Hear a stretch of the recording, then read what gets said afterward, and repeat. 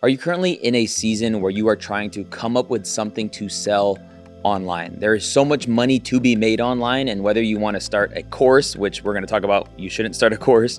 Maybe you want to do some consulting, maybe you want to do some service-based type of stuff, or just use your genius to help people move faster from point A to point B. In this conversation, this is going to be the offers department, and I have Art with me as well as Mariella, and we're going to be talking about some of the best practices on how to actually leverage social media and content creation and YouTube to actually grow an online business. But it really comes down to, what the heck are you even selling? How much should you charge for it? And how are you actually going to get people to buy that thing? I've been in a journey where I've kind of just been seeing how you can make money all the various ways on YouTube and with YouTube or on social media and building your personal brand and all those things. But this is kind of just like a continuation from the last episode, because there are a lot of people that want to start on YouTube or they want to start creating content. But when they come to me, the number one question I always ask is, what's the offer? Oh no, I just want to start making content around, like, no, okay, wait. What are you going to sell? And I ask this question because a lot of the times, most people will quit their efforts making content or doing a podcast simply because they're not making the money. They buy the equipment, they set the time, they create the content, they upload, they try to be consistent, and nonetheless, that gets to a point where they just phase out. That's just most people. And if you're listening to this podcast or watching this podcast, have you given up or have you failed at being consistent?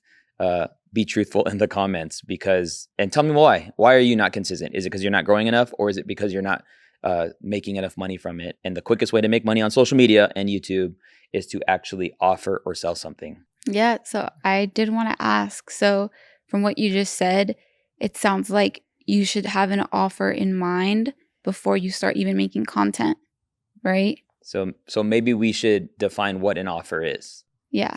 Because an offer doesn't mean necessarily you're selling something.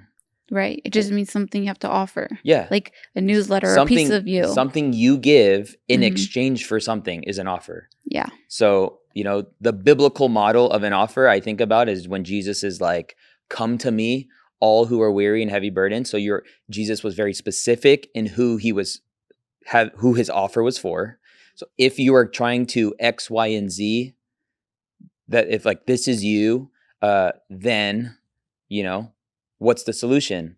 And like Jesus's case, he was the solution. So come to me, all who are weary and heavy burdened. And then what's the payoff? Mm-hmm. So identify the person, the problem or the person and where they're at, the solution and the payoff. What's a P word for solution? A P word for solution.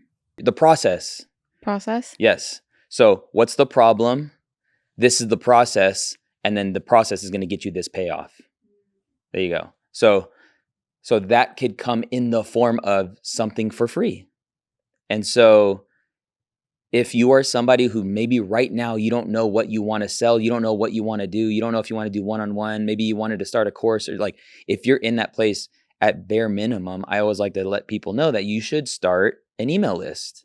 Just start getting people off the platform and meeting them in their email inbox. Mm-hmm. And we can get into like what emails should you be sending. But one of my favorite things about emails is emails have no algorithm. So let's just paint this picture real quick. Most people aren't seeing the content that I put out, both on Instagram and YouTube. Not everyone sees it. The algorithm determines who sees it based on what they're looking for. If somebody so happens to watch a piece of my content and then I invite them to get on to an email, into my email world or my newsletter, which everyone should join the newsletter or just put in their email. But when you do that, now every time I send an email, what happens to that email? It gets viewed. It gets to the top of a person's email inbox. So some people are like, nah, dude, email's dead. Or nah, dude, email is, that's an old tactic. Or nah, dude, I don't think I need to build using email. Let me just tell you, the biggest thing people need to see in order to trust you is to know that digitally online, you show up consistently. Mm-hmm. So the fact that people get an email in their inbox and it just says Omar Al-Takori, like that's my name. and they see my name. And every time they see my name, there's usually, I'm obviously like, there's like a tagline in my subject headline that has something to do with something I probably have to sell at some point. So there's trust and connection and relationship being built with email. Mm-hmm. So I believe if you do not have an offer, the first thing you should offer is a lead magnet. Which let's talk about what a lead magnet is. And I'd like to know if you've ever, what kind of lead magnets have like caused you to actually give your information away for it? That's a good question, because I feel like I've definitely opted into plenty of lead magnets over the course of the last 5 years. You've only been alive for 5 years. No, you've had a laptop for 5 years. But just kidding. I don't know. It's interesting. I guess like, yeah. I mean, what comes to mind for you when it? Well, I mean, everyone opts in for a lead magnet depending on their interests. So like for you, for people opting in for you is because they want to learn about content or like branding or growing. So people opt into your things because they want to create a studio. Yeah. So it all depends on someone's interests. And there should be some alignment. Mm-hmm. Yeah. As far as what the lead magnet is, right? I would say the thing is identify the problem that most of the people that you're serving with your content is dealing with. Something I learned from being in Myron's mastermind is he talks a lot about how your lead magnet should lead people away from pain. So what are the pain points? It's so easy to like tell people like, hey, if this is you and you're struggling with this, I have my whatever, like, and so like when I say I don't want to just say whatever on this podcast. I want to say what it is. So let's say, let's take our friend, Annabelle, for instance. She's a female relationship coach. She helps women, become who they're supposed to be by the time they start dating the men they're worthy of dating. Right. And she's found out that the biggest pain point that women face is that they live in their masculine tendencies. And so her lead magnet is like the 5 masculine traits, like the 5 masculine traits that are unattracting men to you. Like, oh my goodness, I don't want to be. That is a wild lead magnet. It's wild, but it aligns with her messaging. Yeah. So a lot of the times, like, I'm working on a web class. The 5 mistakes entrepreneurs are making when it comes to creating their content, because most entrepreneurs are not getting results. So you're like, I must be making these mistakes. So like, Omar, help me dude, if all you need is my email, all you need is my phone number, take it, There gets to a point too, though, where you can grow an audience big enough and let it like give away something for free. And this is free, but I mean, like, it doesn't need to be lead away from pain. So, let me just boil it down. Let's talk. We're talking about lead magnets. Is you could give away like what I do, like a checklist or even a free mini course. That's like super valuable. Like a lot of the times the mini course, and just know what this is doing. This is building trust. So like you're paying a cost up front, a customer acquisition cost, or the cost of a lead. And that cost is by giving away something in here that you've discovered for free. That's going to help them. Dude, if you can help somebody for free, if your lead magnet could change somebody's behavior, they're actually changing behavior, and their behavior is moving toward a yes to your offer. And so having a lead magnet is really smart. I think if you're starting from scratch and you're really good at what you do, your lead magnet could be a discovery call. Yeah. Like, how valuable is that? And here's why. If you're like a discovery call, what does that even mean? It means you're just going to hop on Zoom with somebody who's willing to sign up, and maybe you put them through a vetting process, and maybe that vetting process is like a quiz or a like a form, so that that the person is qualified to even do a 15-minute call with you. But here's the value of doing the 15-minute call. What are people going to, on a discovery call from the content you're creating, what are people going to talk about for 15 minutes? Their pinpoints. Their pain points. Mm-hmm. Their biggest issues. And so most people want to create a course. And this is what I do. The number one thing, all my friends like, oh yeah, Omar, I'm thinking about selling a course. I always say, don't sell a course. Sell a program. Okay, break that down for me for a sec. So like, number one, people are burned out by courses. It's really hard to sell a course for any like I would say more than $300 to $500 now. It's just tough. But if you could create a program around a journey, or create a program around a end result that you can promise or deliver people, then sell a program. You say like, hey, I got this content creation course. Sounds very cheap. If you say like, hey, I got this program for entrepreneurs to help scale their businesses with content creation, it's like, dude, that can be however much, you know? Because it builds a bigger trust factor. Right. And people want that. People want to feel like they can trust you, they can get to know you, and you're going to do a lot of movement in their life.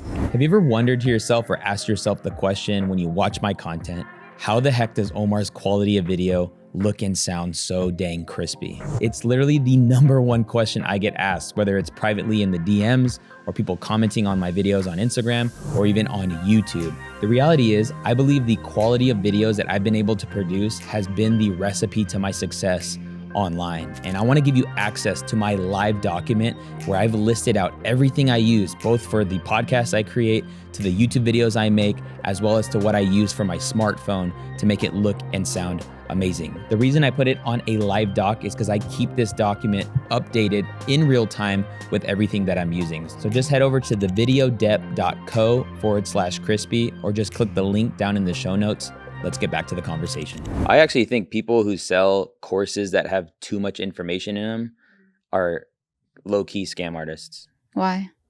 Because you know people aren't going to go through this thing. The studies are out there. Mm-hmm. So if you're spending all your time selling this thing, and you know, you could even see the data in your back end of your course thing that like, oh wow, people don't even, they watch the first 2 videos and they stop. Why do you keep selling it? Because you keep making money? Because you're really good at selling it. Right. And that's where my heart for fulfillment comes into place. Don't you really want to get people results? Because then at some point you don't have to sell as hard because you're going to actually have results. So thinking about what that lead magnet is, you know, I love quizzes. I love forms. I love the discovery call for people starting out. I love checklists and things that we're going to help people like right away with that, whatever that asset is. Mm-hmm. You know, putting together a YouTube upload checklist. Like most people are uploading YouTube videos the wrong way. They're missing a few things. This checklist is going to help people. Boom, value. So like that's all that you're wanting to do is just add value to people without holding back, essentially. Yeah, it's wild how many opt-ins you currently have with like the gear list one. Oh my goodness. Like the email list has grown, I think 4,000 to 5,000 people. Right. By just telling people, hey, here's a list of a Google Excel spreadsheet or a Google Drive, or what do you call it? A Google Sheets form. A Google Sheets, yeah. So I'm not even using anything fancy. I'm just putting like, you know, when I say, you know, grab an email, you do want like a CRM, which I don't even know what CRM stands for. Sorry, I'm literally been in business since 2016. Customer something management. Something like that. I don't remember exactly what it was. I'm out here giving all this like business game. I don't even know what CRM. People are commenting, dog, CRM. Dude, CRM stands for, that's crazy that even you search CRM, it's so normal term that I can't even, customer relationship management. Okay, there you go. I didn't know that. But you guys didn't either, dude. Come on, dude. What are we doing here? Just a video guy. No, I'm just kidding.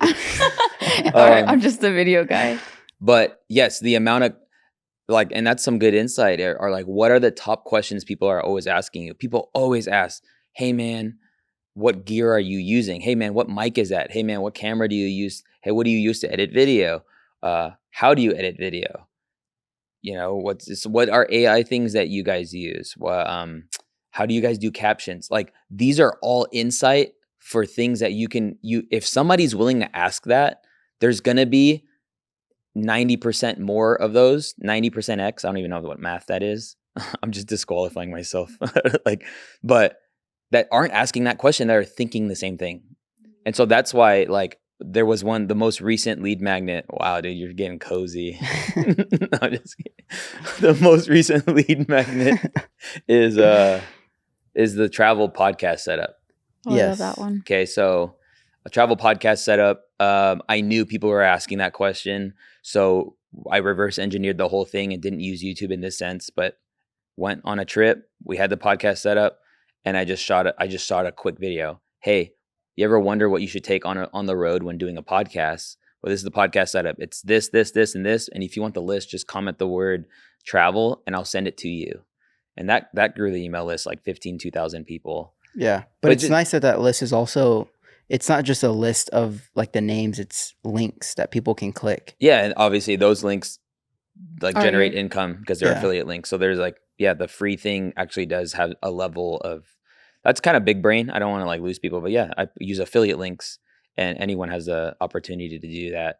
Another cool lead magnet is actually just a Zoom call, like a webinar. Mm-hmm. And it doesn't have to be like this. When people say webinar, they think like the way it was in the olden days. I don't know what like. I just know that they think like, I could probably do it once, but then the next time nobody's going to do it. That's not true. Maybe somebody didn't know about it last, but if you do a weekly webinar, and like from your free content on YouTube or Instagram, that's your number one thing. Hey, I do these weekly calls, dude. People are going to love to jump on and they're going to get a different side of you because it's not one way, it's two way now. They're on a Zoom call. And then on that Zoom call, you can then sell an offer, which I just want everybody to know that is an offer. It's a lead generation offer is what Myron Golden calls it. So think about this. Like, how are you getting people's information off the platform, and what are you doing in exchange? And it just has to be worth it. And sometimes being worth it is the way you package it. So there's a guy in the community who has a podcast agency and he just has his thing. It's called a podcast resource list. That's like not sexy. Like that's not gonna, like, I don't know, like throwing the word budget would probably be better. Their budget podcast resource list or a podcast starter kit. Oh, I like that one. Sounds better. Just words. The 5 mistakes or how to launch your podcast launch checklist. Everything you need to do to launch a podcast. Like these things, it's all how you say it. And I wanted to get to this point in the podcast because people don't buy what it is you sell. People buy what it is you say. And most people are just saying something people don't want to buy. But when you say something that people want to buy, they buy it just because you said it. It's like, this is the beautiful thing about selling things online. It's also the dark side too, because people take others for their word. But I've learned to get better at saying my offer, and it's made me more money. I didn't change anything about the offer. I just changed what I said about it or how I said the offer. And then because I've built trust, it's like, that's so valuable. The value is in what I say, not what I sell, right? So that's why I love packaging. I can talk about packaging, maybe do that for another conversation. Because like the YouTube videos are packaged in a way that will present itself to the most amount of people, right? Like YouTube's a packaging platform. So the better you are at packaging the information, the more usually you'll be discovered. And then in that, what's the way to package ad read? I didn't just say, hey, take my gear list. I said, like, if I can attribute the success to my business, I can attribute it to the quality of content I'm creating. So now people are like, oh, dang. Like if I'm going to experience success in my business, I need to put out quality content. And I need this list. And it costs me nothing. So I'm going to give you the information, or I'll give you the email or whatever. So that's lead generation offer, right? Mm-hmm. Like I think people need to consider that. If you're really starting out from the get-go, consider a discovery call. Now it's like, okay, Omar, like I'm getting emails. What am I going to sell? So now it's like, how are you going to come up with an offer with what you're offering as a lead magnet? Yes. So like, what's the solution? Yes. And because we're kind of staying along the lines of like the online business route, where it's like, you're not shipping anything. This is just an exchange of information. People are paying you for the information behind a paywall of some sort. I always like to say, number one, and we'll get into charging, but you're not going to charge past your conviction. If you have a conviction about how much this is worth, cool, like charge that. Most people are like, no, dude, other people will always say you can charge more for that, but they'll never buy it. Mm-hmm. Usually it says like, well, then you buy it for that much, bro. No, I don't need it. I just know that you can charge $25K for that. It's like, well, then you buy it. Mm-hmm. Don't tell me to charge more if like, but if somebody can help you see the more of the value in the offer, then amazing. So like I had a friend, I was on a flight and, I had an offer called Dialed in a Day where I come in and we set up a person's podcast studio and it's just an empty space. And I just saw the value. First I started at $5,000 and then I got to $10,000. Then I got to 15. And what that guy was like, bro, that's a $25,000 offer. And I said, I don't know if I see it, and he was like, aren't you doing like interior design and decorating? Like, it's not just the gear. I was like, oh, for sure. He's like, that's why you're coming in and you're creating a space that like you want to be in. And like when you're in a space that you want to be in, you're more likely to create.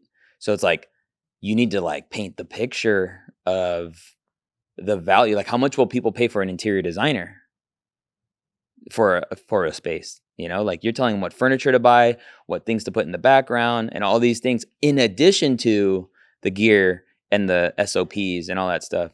So you had conviction in charging more from 15 plus. Yes. Just simply because he helped me see the value. You had to pre-frame it in your brain differently to see like, oh my gosh, I am like an interior designer. Right. So I can charge more. Like it does qualify you to their stats. Yes. Because of what you're doing. Yeah.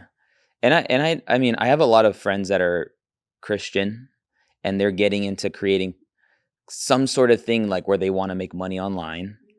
The biggest hurdle I see Christians have though in my circle is that they're afraid to charge because they're unable to see more value in what it is they bring. Why do you think that is? It's great. I've been thinking about this. Like, I believe they're cheap because and I'm not making generalization statements. This is an observation from my circle of friends. Like, because when I say Christians and then you fill in the blank, it's like, dang, dude, you can't speak for all.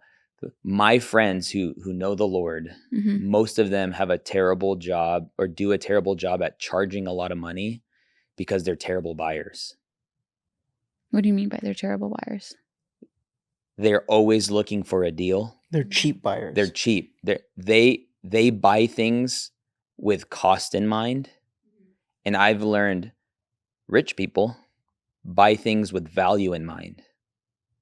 So and value is deeper than cost. Value is my peace, my mind, my time.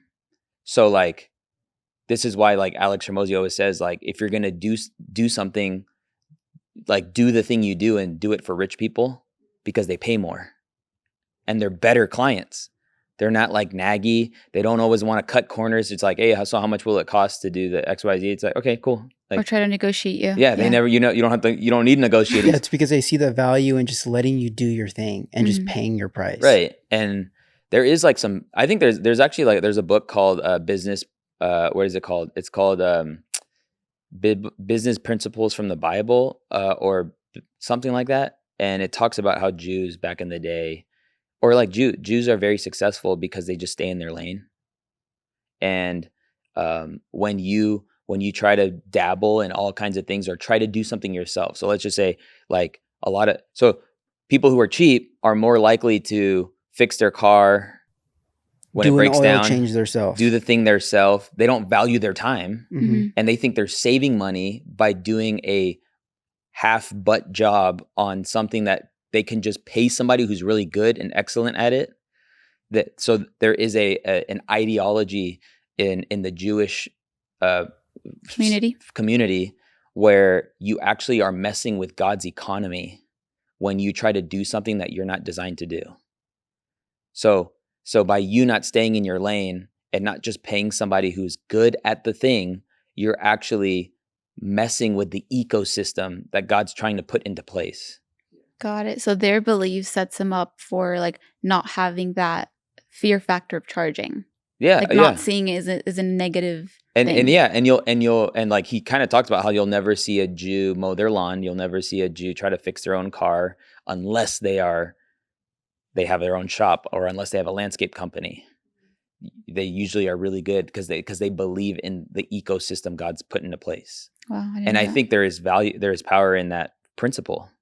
That and this has been something that I've had to unlearn. Like I'll say that like I didn't arrive to the place right away of like charging more for my expertise. Like I was afraid to originally charge $2,000 for a year of coaching. Mm-hmm. I look back now, I'm like, I would never do that. But at the time it was scary to put out, but that just meant I needed to become the person. I wasn't the person to charge, right? So when I say that, like, most people have a hard time charging, well, it's because you're always trying to find a deal. Just, you are a cheap individual. And maybe you're listening to this and you're like, that's me. That like, I'm always trying to look for a deal. Every time I go to the restaurant and they mess up my order, I want to make sure they take it off the bill. Every time you're like, notice how you're just operating in a lack. That's how you see the world, is less than. And my mom's Filipina, bro. And like, we'll be in Mexico and she's trying to smack a deal. I think I mentioned this on the last podcast. Literally the last episode, one. But like, I grew up always feeling that I needed to have the deal had to be in my favor. And now I'm not talking about like, you see a house and you want to make an offer on a house, and of course you can make the best offer that's in your favor and things like that. But who's going to get the offer? Usually the person that just like offers the $10,000 more than the asking price, and all it's going to cost them is $20 a month. But when you were buying the house, you were so afraid. You saw $10,000 and you're borrowing this money anyway. Who cares? Like, what? So like it's crazy. And this is going into fear. Like fear limits you. Like fear keeps you bound. So like when you're afraid to charge, you'll stay in the limitation of not being able to charge a lot, which is going to cause you to have to work harder. So my friend who wants to do a preaching course, I'm like, dude, charge $5,000 and work with people who would pay that. And he's like, well, what about, Sissy over here who just like she's not getting paid that much, but she deserves to learn this information. Amazing. She can watch your free content. Right. Like anyway, like if you're delivering like really well on the content side of things, you won't feel bad for charging what you're worth. Like this friend of mine has spent over $50,000 in higher education when it comes to theology. Mm-hmm. And he wants to charge $12 a month. I'm like, dude, you know how much it's going to cost for you to like make a actual living charging $12,000 a month from the information? Like if you're somebody who needs to start from a place like that, run it. Like, but like know your value, And so, I think that's kind of where it like starts, is like, just don't charge beyond your conviction, but start just, I think, serving people and getting them a result. That's just where it starts. How do you like decipher the difference between knowing your value and then having the conviction to know that like what to charge? Okay, it's really good. When I was doing like freelance work, it was my knower's knower after I did a job. So like sometimes it's like you throw out a price and you're testing out a price and somebody says yes quickly and you're like, dang, I should have charged more. That's just like that's a greedy like thought process. But when you throw out a price, let's just say, yeah, dude, I'll do it for $500 an hour. I'll do this photo shoot for $500 an hour. If you like go and do that photo shoot and you deliver on that photo shoot, and like in your gut you felt like you got the short end of the stick there, that's a good indication that you can charge more, right? You should feel compensated. You should be proud of how much you're being compensated for what it is you do. So you posted a reel that went crazy, kind of viral. Mm-hmm. And it literally, you had no offer. Right. But the reel was so stinking good that somebody DM'd you and asked you. Yeah, I mean, he just asked for coach calls. Okay, he's like, can you tell me? And like you processed that with me, and you were like, I think the first thing was like, how much do I charge for one? I was like, don't sell one, sell 3. Because you're not going to be able to get him a result in one call. You're just going to confuse him. Okay. And then I said, sell 3, you'll make more. And like, what's the cost of you showing up on Zoom 3 different times? Right. And so again, this is just like understanding how you can best help people. But I also want to point out, why did this guy even feel so compelled to reach out to you and ask for coaching? He did that because you showed the benefits of what it is you do. So most people, like level 1 marketing or level 1 content marketing is telling people what you do, right? Like big brain content marketing is showing people what happens as a result of the things that you do. Does that make sense? Yeah. And in that video, you showed everyone like what you do, how you do it. And then at the end, you showed like the podcast being filmed and how it came out. Right. Sure. This is the result of all this. So like, this is something I heard from like I think it was a podcast I was listening to from like the sales girls. They were just saying how don't like, this is what we do. This is what we do. This is what we do. No, this is what happens when you do the thing we do. So this is like, let's say it in the context of you're a barber. You're not going to say that you take the guard and you put 0 from here to the middle of the ear. And then you don't, you say, you show when you ask for a high bald fade, this is what a high bald fade is. Like, and if it's by you, then those are all the fill in the gaps. What you want people to do is you want people to do exactly what that guy did. You want people to be like, what does this guy do?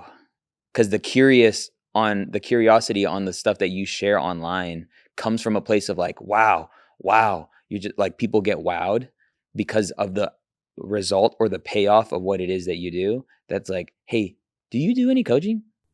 Right. Isn't that crazy? Mm-hmm. So I just want to know that I just wanted to reverse engineer that train of thought. This individual like made an offer come out from you, which didn't exist. This is the beautiful thing about offers, by the way. It's actually a miracle.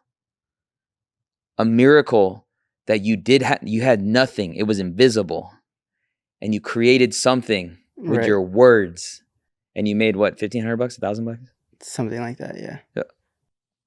Bro, you know how hard I had to work to make $1,000 at 21? What was I doing? Oh, dude, I was working at a church. You know how hard I had to work? Looking back now, it's also funny because it was, like around that price range for 3 1-hour calls, and you were charging $2,000 for a year of weekly coach calls. But honestly, this is the power of proximity. Like, I called you up to that level. Yeah.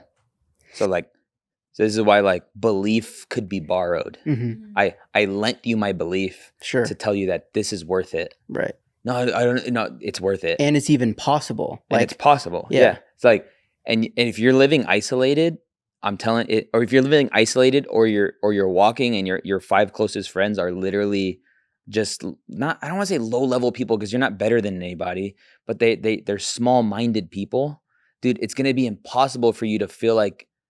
You're literally gonna wonder how the heck does Omar? If I tell you like I charge people $17,000 for coaching and it's only going up. If you're wondering like, how is the freak does this guy charge $17,000? I would argue that there's a little bit of small thinking, that you equate like money and time still. Like money and time still have like a very, you believe money equals time. And it's like that's how you think. I told a few friends that I did that, and that happened from the reel I posted. And they were trying to wrap their mind around it, and they were just so confused. And it's like, even though I said it and it happened, it's like they just couldn't grasp like what I did to make the money. Right. It's all about like surrounding yourself with like high exposure people, like people that just their mind is literally limitless, so they can borrow that limitless belief and store you with it. 100. Sure. And I'll you having a 6-figure day was nowhere near your when the mind. first time I heard that, you can have a 6 or 7 figure day. I said, what? Yeah. And then it's like, then you do it and you're like, oh, number one, that's what they mean by that. Number two, it's possible if you believe it's possible. It's impossible if you believe it's impossible. And so, so I don't know, like, I mean, I know we're talking about like the concept of coming up with offers. I know we kind of went on a little bit tangent, but that's okay. I think this is all good stuff because it's a great example, and it's a podcast, bro. You chilling? It's the department, offers department. But like, so how do you come up with an irresistible offer, meaning an offer that someone who needs it most cannot refuse it, right? I think it comes from being able to, the word is it's a P word that I'm thinking of, predict it, that you can predict the situation for a human being that you are called to serve. The more you can predict their situation and show them the path from here to here, then that's how you create an irresistible offer. So what do I mean by that? Okay, let's just put it in the context. Give me something to like, give me an industry to give me, I don't know. I just feel like real estate. So, okay, real estate. So, okay, perfect. So if you are a new real estate agent, and let's say she's a new real estate agent helping a friend buy a house. She's most likely going to help first-time home buyers. Why? Because our age, I think. Like, I mean, her circle are the people hitting her up, and most of them are still in apartments or renting out condos and stuff, or they're renting, and like they're getting older and they're kind of in a position to buy. But like, what are all the predictions? So Amanda's offer is now you could say I help first-time home buyers find their investment property, or like not even investment, their first home, which becomes an investment. But yeah, I help first-time home buyers buy their first home. Like if she leads with that, she can lead with that if she understands the predictability of where most first-time home buyers are already at. And so when I say predictability, I mean, what are the things that people struggle with prior to them coming to you that you've already helped multiple times already? The thing is like, you won't know unless you actually get people results, and you won't know until you actually help more people. So if you're helping enough people do a certain thing, I think another way we can think of it is like an agency. Like I know some people listen to this, so they got an agency and maybe they're doing like short form content for people, or podcasting, content solutions for people or whatever. That sounds so like old brain, but whatever. Okay. That if you know who you serve, what are the things that people that you can predict that people you've already helped are dealing with? So if I'm a podcast person or a content agency, I'm predicting that entrepreneurs they're not going to know what to talk about. I'm going to predict that they do want to create content online. I'm going to predict that if it's a female, she's going to care a lot about how she looks. That's just predict, like, they're not going to know what to talk about. They're not going to post it themselves. Like, these are things that like I've actually done with entrepreneurs, and it's like, you can give them the content and they still won't post it. Right. So like now that predictability allows me to add that in the offer. So like all these things, hey, yeah. So for us to work together, it's going to be $3,000 a month, $5,000 a month, whatever you want to charge. And, here's what we're going to do. We're going to post for you every day. We're going to come up with the stuff that you're going to talk about, so you don't have to worry about what you're going to talk about. We'll start them off, and then you can just finish out however you want to say it based on your, opinions or stuff. So we're going to draw it out of you. You don't even have to think. We're going to make sure you look this good. And we won't hit record until you approve on how you look. Dude, if I'm talking to a female real estate agent right now, she's going to be like, sign me up. Yeah. That's what you call an irresistible offer. But it all starts, like, in order to get to those predictions, you have to be putting something out. 100. Or else there's no way you're going to come up with an offer. So if you're not already pushing out content or doing your thing already, you'll never come to the baseline of coming up with your predictions. So your offer over time can become irresistible. Yes. And easier to sell. Yes. And that's why I would say I have the iPhone 14 Pro. Apple didn't put out their iPhone and then just keep the same iPhone. They update this thing every year. But it's crazy when we think about our online programming, our online course or whatever, we think it's one and done. No, it's called iteration. It's called put it out there for free. Put it out there for a cheaper price point. Put it out there, raise the price. Readjust the program, make it better, and charge double, because now you're, like, from me doing content coaching, I realized that I'm becoming a business coach because I'm able to see the holes in an offer from the content itself. And that's only telling me that what I offer is a lot more valuable. Because now I'm not just going to make you look good on video. I'm not just going to help you get views on YouTube, but I'm going to help you make whatever it is you sell sound more better, package it better, deliver it better, fulfill it better. And but that's only come from me starting a content coaching program. Mm-hmm. You know what I'm saying? So my friend's he's stepping out and he's starting a program around ads, like paid ads, right? He wants to teach businesses and entrepreneurs how to do it themselves. Like, don't boost your post, because that's the first thing people think about.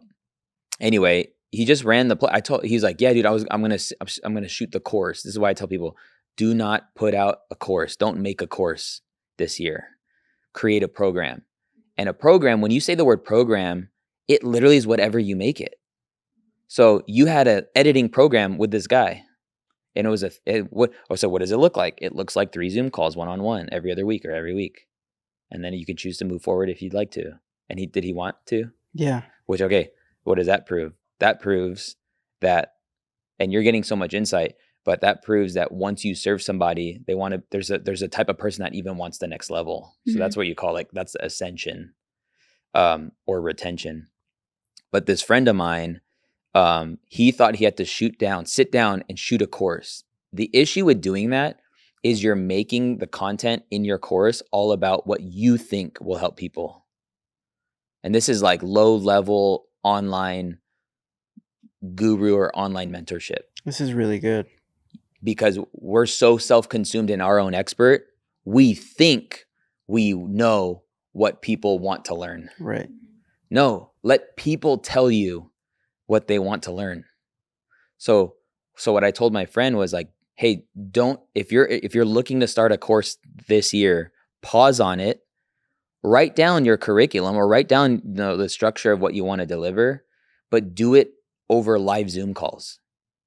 Deliver your course over live Zoom calls, or do it in person. Like if you even wanted to do an in-person course and you wanted to capture it.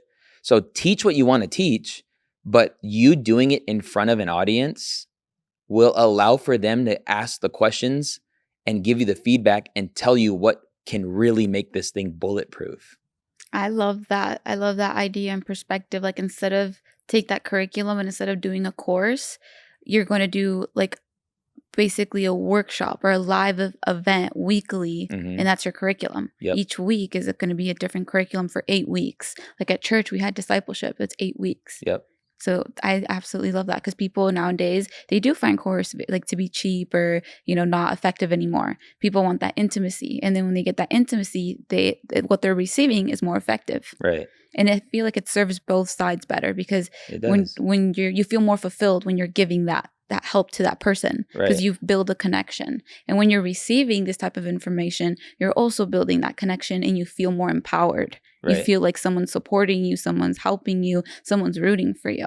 So I absolutely love that perspective. Like, don't do a course, do a coaching program, or do something weekly to help someone for a certain amount of time. So good. Yeah, right. And this is why I think like old time course creators are kind of scam artists, because you don't care about their success. Correct. You're just like, here's 70 hours of content. All the information's in there. Which all that content is going to be outdated at some point anyway, too. Yeah, because it took you so long to deliver it. This is why I love condensing the information in like, tell me what I need to do. Mm-hmm. Like, look, Omar, like, because actually speed is how you charge more. If you can get people to like their answer quickly, they'll pay more for it. Like you could even deliver a course in a 5-day live virtual event, right? Like, so like, I mean, we do the challenge, which we charge what a course is kind of worth, but I think it's super valuable because I'm doing an hour of Q&A every day on these challenges, which makes it like super high value, but it also gets people to know that like I can answer any question that comes my way. But it also, doing that 5-day challenge within a week, it's speed. You're doing once a day. Yes. You know? So yeah, I mean, you could either, you can promote something you're going to do and then just deliver it in a short amount of time. It could be 1 week. It also could be 6 weeks. It could be 4 weeks. It could be 8 weeks. It all just kind of depends on like what it takes for you to get people to that end result or from that point A to point B. And this is just like the business of helping people is the most fulfilling type of business. Like you're making sure people aren't going to scrummage the internet. Is it the word scrummage? Is that what the Americans say? Scour. That's better. Scour the internet for potential wrong information. And most of the time, like information on YouTube isn't necessarily wrong. It might be wrong for you because it's outside of your context. So when somebody's giving information on YouTube and it's like how to get your first real estate investment property, it's out of context. They're talking about a different city. They're talking about middle America. You live in LA. So a lot of the times all coaching and consulting is adding they need your context on their context. They just need you need their perspective. Yeah. It's all about giving perspective in their context. Yeah. So it's like, if like in my case, it's like, dude, I can watch YouTube videos and buy gear and stuff, but like, here's the space I'm working with. You can't do that on YouTube, but like join the Start Your Studio thing when like we'll do a weekly call and you show your space and I'll like that there's the value there because they're getting my expert context on their situation, you know? And so that's where like the power of like being able to charge, you're charging people for speed, you're charging people for results, and you're charging people to ultimately get them to a place they need to go quicker. You know? And it gets rid of that conviction inside of you because you're seeing how much this changed their life. Right. Because of the journey it takes you through. Yeah. Like when you were helping your friend that was doing or wanted to do his preaching course and you made him change it to a program, and how much of the imposter syndrome he had just like on the phone with you versus now, and he's just doing his thing and making his money and helping people. He's a completely different person. Right. In a matter of a year. Because you saw what you did with him. It seemed like you moved mountains for him. So that feeling is like, wow, I can definitely charge more because I see the change that I did, the impact in his life. Like this is going to help him grow more in the long run. Right. So it gets rid of that convection. Yeah. And it was honestly 2 or 3 calls. So 2 or 3 calls and he made like 12 grand in his first launch of a program. That's crazy. Which is like, I think for him was maybe a quarter of his salary. Wow. Right. And he did this on Zoom once a week. So like, okay, so your full-time salary. Yeah. Like now it's really starting to like go crazy. It's like, okay, if I just tweak this and do this, but sometimes if we don't have that continual support, then we're going to resort back to like our safety net. We'll always do that. Like we'll just always slowly go back to our limiting beliefs. We slowly go back to our cheap mindset, but being able to charge what you're worth and the value that you're providing, like it's actually a beautiful thing. I think it's a biblical thing. I think it's like like the ability to create something from nothing. That, hey, I'm doing this content mastery workshop or these content mastery days. I got 10 slots. Like that came out of my mouth. We put it on video, and then people came to Las Vegas, and something I was so afraid of is now a routine thing in our business. And it's crazy. Now it's like, if we never did that, all these people would have been robbed from not being able to experience the simplicity of creating content and just getting their YouTube stuff, unlocked and all those things. Like it's an awesome thing. And I do think it's important that I mention that if somebody says no to your offer, it does not mean your offer is wrong or that you're wrong. Mm-hmm. It means they're either not ready or they're not a good fit. They're just not your buyer. They're just not your buyer. Audience. Yeah. And like, and that's the thing with most people who aren't confident in who they are, and they're not confident in their product, and they're not confident in who they're called to specifically serve. You'll feel like you're supposed to serve everybody. And when you serve everybody, when you get rejected, you're going to feel like everyone's rejecting you. But when somebody says no to your offer and it's because they're not ready for it, it's a whole nother perspective shift. But if you want to cater to serving everybody, you're going to work harder and make less money. That is just the case. If you are a generalist in whatever it is you do, you're just going to have to work harder because no one knows where you're at, and they're taking a shot at you because you're cheap. So now you're getting people that buy because it's cheap. This is why I try not to use the word free. Even if I'm doing like a free web class, I don't like using the word free. I'm doing this free web class because I don't want people to jump at something I'm doing because it's free. Mm-hmm. So I want people to say, oh, Omar's doing a web class. Let me click on that because I love Omar or I want to learn what he's teaching. Oh, snap, it's free. Cool. Yeah. That I don't want people to jump on because it was free.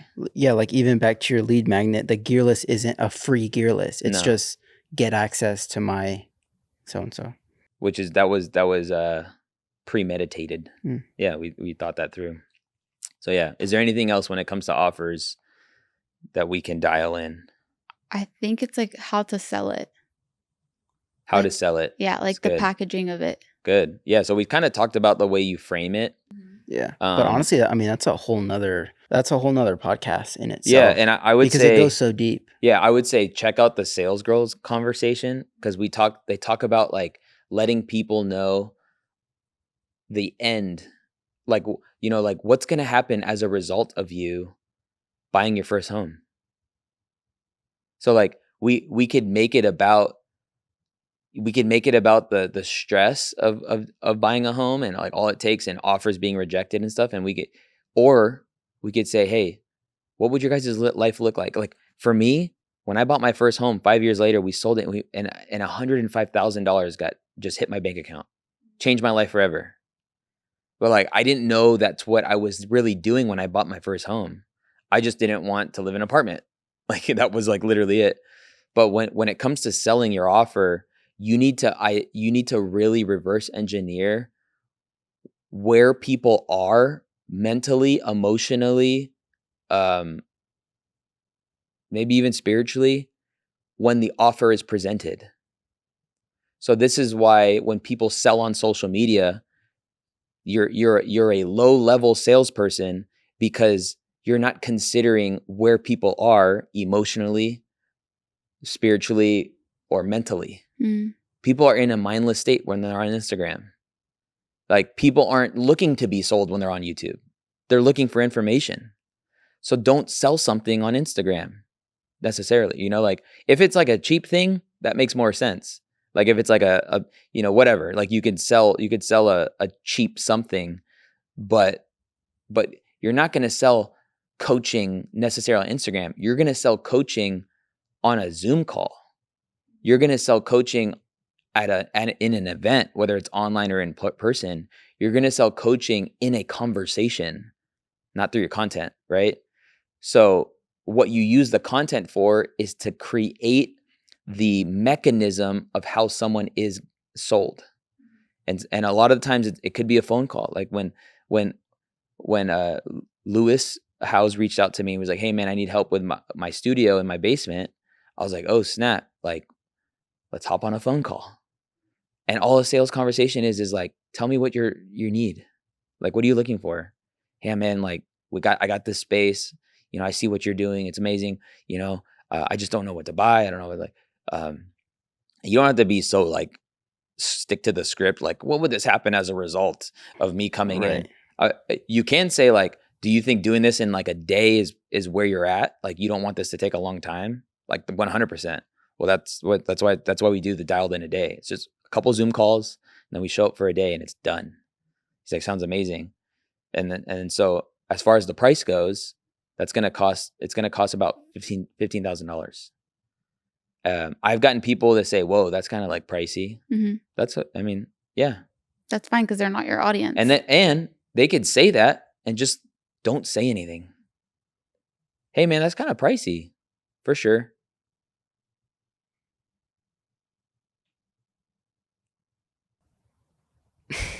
And then usually they're like, let me think about it. Yeah. But don't you need I thought you are like ready to take content to the next level. I'm not saying Lewis did this, by the way.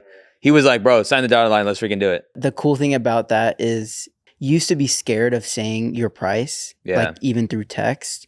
And when people would quote unquote reject you, it was a big thing for you because, it just didn't feel good. Yeah. And then you got to a place where you would say your price and someone would say no. And you would just be like, okay, cool. And then you would say your price to a different individual and they'd be like paid, like they paid the invoice already. Right. And that's just a very freeing concept when you like really tap into that. Yeah. And so kind of back to the just like, how do you sell your offer, especially if it's expensive? Mm-hmm. You just have to really consider where people are when you give that offer. So I like to call it like the vacuum. It's the place that like the only thing right now that the most important thing in the world right now is, even if it's over a coffee date, if it's on a phone call, if it's on a Zoom call, if it's at the end of an event, if it's at the end of a web class, like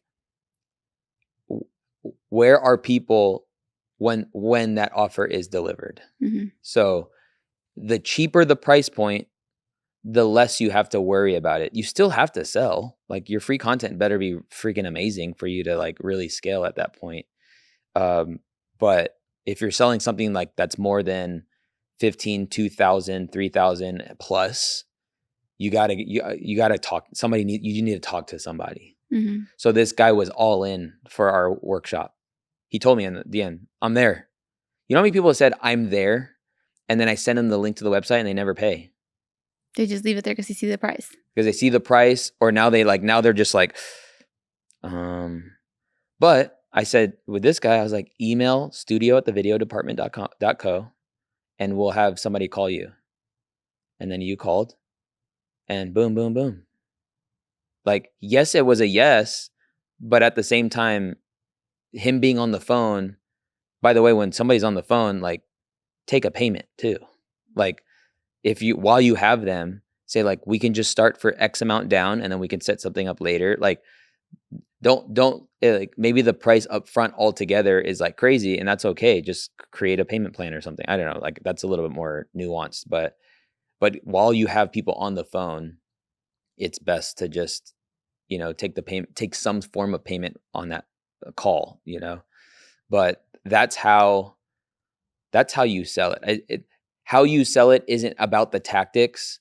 It's really about the space in which the offer is given. I can't stress that enough, right? Mm-hmm. Like, so the more you do these calls, and by the way, the more you actually sell your offer, fulfill on your offer, and sell your offer and fulfill on your offer, it becomes a predictable thing that people know that they can join when they're ready. So like, and it's so hard to see this when you're first starting your course. It's so hard to see that like, oh, this person has one of the greatest programs when it comes to this. How do you have a great anything? You serve a lot of people in a specific way. You get a lot of people a specific result. So like, I think about like, there's not that many great programs out there online because most people switch and change too much, right? And so you can create the greatest program around a specific thing and absolutely crush. And by doing that, it will maybe expand in other things. So sell stuff, like create offers, make offers all the time. Everything you do should be an offer. Mm-hmm. This podcast, I started with an offer. How would you like to know how to come up with something to sell and not have to worry about whether your content is profitable or not?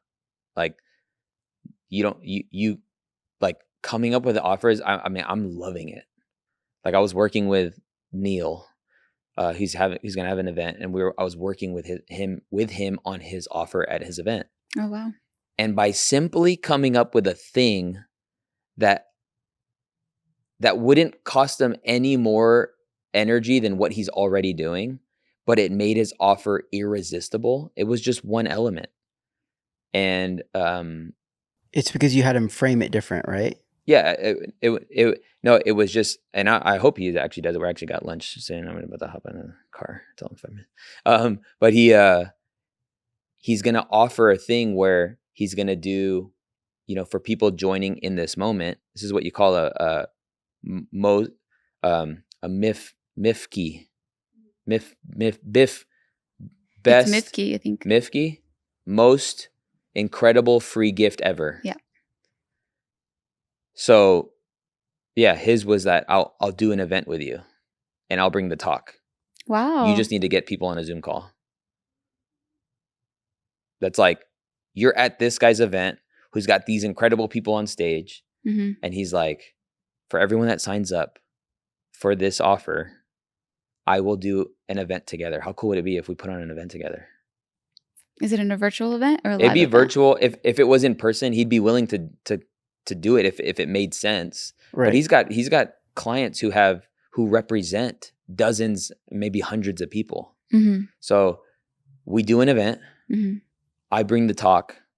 We promote it together, and then boom. And then like there's a whole nother back end side where he can like give an offer, an affiliate, and then like, hey, you actually make your money back on this offer if you take me up on this. Because the cost to get in this event, if you get this many people and this many people buy the offer at the end of this event, you just get a check. And this little tweak cost them nothing. It cost him nothing. No energy. Because he's already doing it. Yeah. He's like, bro, you don't know how many web classes I do for people in my programs all the time. Wow. I'm like, dude, make it a part of the offer. So like that was kind of like, that came from the thing that I'm doing. Just mm-hmm. like, hey, how cool would it be if I interviewed you? Or if you interviewed me, like, and then you can use it for however, like you can use it for your internal purpose, things like that. That's called a MIFKey thing. This is at the end of the podcast. Hopefully you're this far. That is the most incredible free gift ever. It shouldn't necessarily cost you anything more than what you're doing.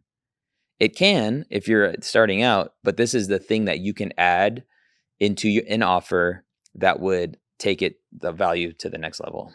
I love that. Yeah. Offers, everybody. What do you think? What do you think? I think everyone has an offer, like an offer to give. So I think we should like all just kind of hone in on what your skill is or what like you're passionate about, or, it doesn't even have to be your passion, but like something that you constantly do every day that's going to solve a problem. Right. And like make that an offer. Yeah. Because it's like literally, like you said, out of thin air, Yeah. I noticed that, you did a call couple weeks ago, and you were just helping a guy who is starting his event, because you've helped put on a ton of events at your previous situation. And the amount of insight, you were multitasking, because I was sending you stuff and you were just giving him game. Mm-hmm. And I think if he didn't have that phone call, it could have costed him $15,000 extra for all you said, hey, don't do, when it comes to the food and beverage thing, make sure that you ask for the, I don't know, like the refreshments version, not the freaking thingy version. And I was like, that difference was like 20 grand. And if he didn't know that information, he probably would have just got sold the 20 grand thing. But he's like, I didn't want to do dinner anyway to begin with. I didn't even know that was an option, so that's what but I just noticed that. I noticed that you didn't even have to try to give him that game. It just happened, But it's because you've been through it so much. You like that's what a lot of people just discount their experiences. They overlook it. They overlook it. Yeah. Like literally being married for 10, 15, 20, 30, 40, whatever, if being married for a long time, that's an you could accomplishment. start consulting young couples. Yeah. It's called pre-marriage counseling, but in the traditional the traditional sense, it's traditional. It looks like therapy. Mm-hmm. In the your offer, it can look like a retreat. It can look like a few dinners. It can look like you flying out to them. Like this is what's so cool about offers is you can build your life around offers and have a blast serving people. 100%. Anyway, all right, offers department. Appreciate you guys for listening.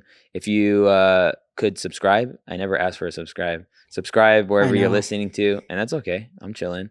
And if you have any questions, feel free to drop them on YouTube or DM ya boy. Follow me on IG. Let's get it.